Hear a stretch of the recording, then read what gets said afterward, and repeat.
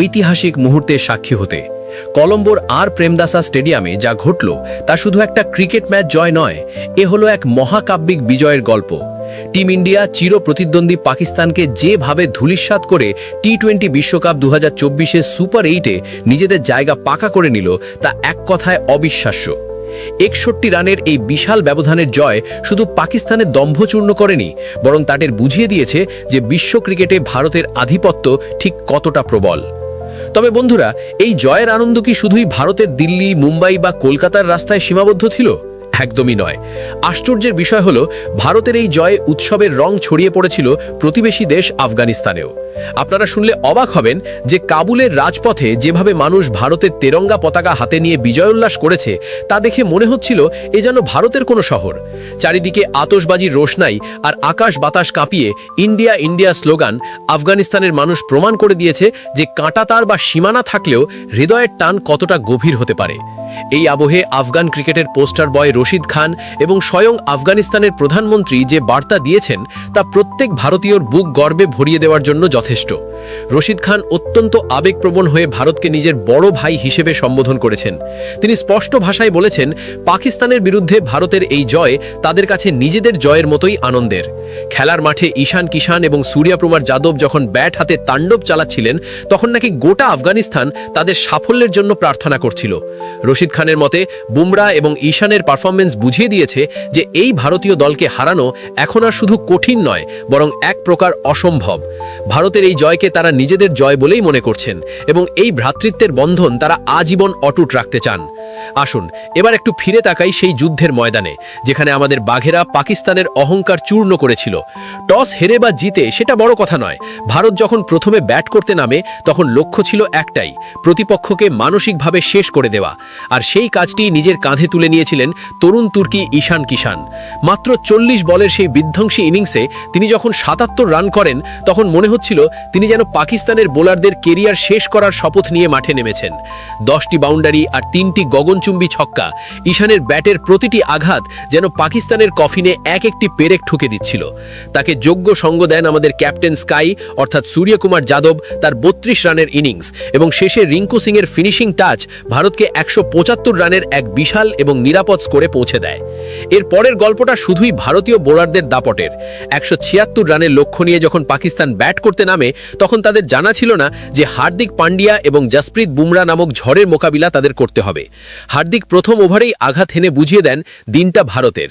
আর তারপর বিশ্বের 1 নম্বর বোলার জসপ্রীত বুমরা যখন বল হাতে নিলেন, তখন পাকিস্তানের টপ অর্ডারের মেরুদণ্ড ভেঙে চুরমার হয়ে যায়। 3টি গুরুত্বপূর্ণ উইকেট তুলে নিয়ে তিনি একাই ম্যাচের ভাগ্য নির্ধারণ করে দেন। আর আকসার প্যাটেল যখন বাবার আজমকে ক্লিন বোল্ড করলেন, তখন টিভি সেটের সামনে বসে থাকা পাকিস্তানি সমর্থকদের মুখগুলো দেখার মতো ছিল। পুরো পাকিস্তান দল মাত্র 114 রানেই গুটিয়ে যায় এবং ভারত 61 রানের এক বিশাল জয় উপহার দেয় দেশবাসীকে। আফগানিস্তানের প্রধানমন্ত্রীও এই জয়ের পর অফিসিয়াল বিবৃতি দিয়ে জানিয়েছেন, ভারত ও আফগানিস্তানের বন্ধুত্ব খেলার মাঠের সীমানা ছাড়িয়ে অনেক উঁচুতে। বিপদের দিনে ভারত সব সময় বন্ধুর মতো পাশে দাঁড়িয়েছে, তাই ভারতের এই জয়ে তারাও সমান অংশীদার। সত্যি বন্ধুরা, ঈশান কিষান এবং তিলক বর্মাদের মতো তরুণরা যেভাবে খেলছেন, তাতে বোঝা যাচ্ছে ভারতীয় ক্রিকেটের ভবিষ্যৎ কতটা উজ্জ্বল। বন্ধুরা, এই ঐতিহাসিক জয়ের রেশ কাটতে না কাটতেই ক্রিকেট প্রেমীদের জন্য বোর্ড নিয়ে এলো আরও এক বিরাট ধামাকা খবর, যা শুনলে আপনারা খুশিতে লাফিয়ে উঠবেন। টি-20 বিশ্বকাপের এই মহারণে অর্থাৎ ভারত বনাম পাকিস্তানের পরবর্তী মেগা ম্যাচের সময়সূচিতে আচমকাই এক বিশাল পরিবর্তন করা হয়েছে, যা হয়তো খেলার মোড় ঘুরিয়ে দিতে পারে। তবে তার আগে আপনাদের জন্য সেই সুখবরটি দিয়ে রাখি, যার জন্য কোটি কোটি ভারতীয় ক্রিকেট ফ্যান চাতক পাখির মতো অপেক্ষা করে থাকেন। আপনারা অনেকেই চিন্তায় ছিলেন যে হটস্টারের সাবস্ক্রিপশন নেই, তাহলে এই হাই ভোল্টেজ ম্যাচটি কিভাবে দেখবেন। আপনাদের সেই চিন্তা আবার দূর করে দিল প্রসার ভারতী। হ্যাঁ বন্ধুরা, একদম ঠিক শুনছেন, এই ব্লকবাস্টার ম্যাচটি দেখার জন্য আপনাদের পকেটের 1 টাকাও খরচ করতে হবে না, কারণ দূরদর্শনের ডিডি স্পোর্টস চ্যানেলে এই ম্যাচটি সম্পূর্ণ বিনামূল্যে সরাসরি সম্প্রচার করা হবে। অর্থাৎ যাদের কাছে স্মার্টফোন বা দামি অ্যাপের সাবস্ক্রিপশন নেই, তারাও এবার বাড়ির টিভিতে বসে বা পাড়ার মোড়ে চায়ের দোকানে ভিড় জমিয়ে এই মহাযুদ্ধের প্রতিটি মুহূর্ত উপভোগ করতে পারবেন। সোনি স্পোর্টস নেটওয়ার্কের পাশাপাশি ডিডি স্পোর্টসের এই সিদ্ধান্ত কোটি কোটি সাধারণ মানুষের কাছে আশীর্বাদ হয়ে এসেছে। এবার আসি সেই বড় আপডেটে, যা ম্যাচের সময়সূচি বা টাইমিং পুরোপুরি বদলে দিয়েছে। আগে ঠিক ছিল ম্যাচটি শুরু হবে ভারতীয় সময় রাত 8টায়, কিন্তু দর্শকদের কথা মাথায় রেখে এবং প্রাইম টাইমের উত্তেজনার পারদ আরও চড়াতে অফিসিয়ালি জানিয়ে দেওয়া হয়েছে যে কলম্বোর আর প্রেমাদাসা স্টেডিয়ামে এই ম্যাচের টস হবে ঠিক সন্ধে 7টায় এবং খেলা শুরু হয়ে যাবে ঠিক সন্ধে 7:30 অর্থাৎ আধ ঘন্টা এগিয়ে এসেছে ম্যাচ।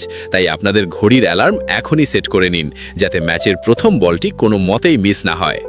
এখন প্রশ্ন হলো, এই মেগা ফাইনালে পাকিস্তানকে ধূলিসাৎ করতে আমাদের ক্যাপ্টেন স্কাই অর্থাৎ সূর্যকুমার যাদব কোন ব্রহ্মাস্ত্র ব্যবহার করতে চলেছেন?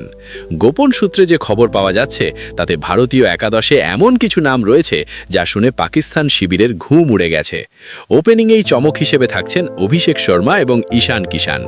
এই দুই বাঁহাতি ব্যাটার যদি একবার পাওয়ার প্লেতে দাঁড়িয়ে যান, তবে শাহিন আফ্রিদি বা নাসিম শাহাদের লাইন লেংথ গুলিয়ে দিতে সময় লাগবে না। এরপর মিডল অর্ডারের দায়িত্ব কাঁধে তুলে নেবেন স্বয়ং ক্যাপ্টেন সূর্যকুমার যাদব, যার 360 ডিগ্রি শট কলম্বোর মাঠে আছড়ে পড়ার অপেক্ষায় রয়েছে। ফিনিশার এবং অলরাউন্ডার হিসেবে দলে থাকছেন তিলক বর্মা, শিবম দুবে এবং হার্দিক পান্ডিয়া, যাদের গগনচিম্বী ছক্কা মারার ক্ষমতা যে কোনো সময় ম্যাচের রং বদলে দিতে পারে। স্পিন বিভাগে অক্ষর প্যাটেল এবং ওয়াশিংটন সুন্দরের সাথে থাকছেন মিস্ট্রি স্পিনার বরুণ চক্রবর্তী, যার বলের ঘূর্ণি পড়া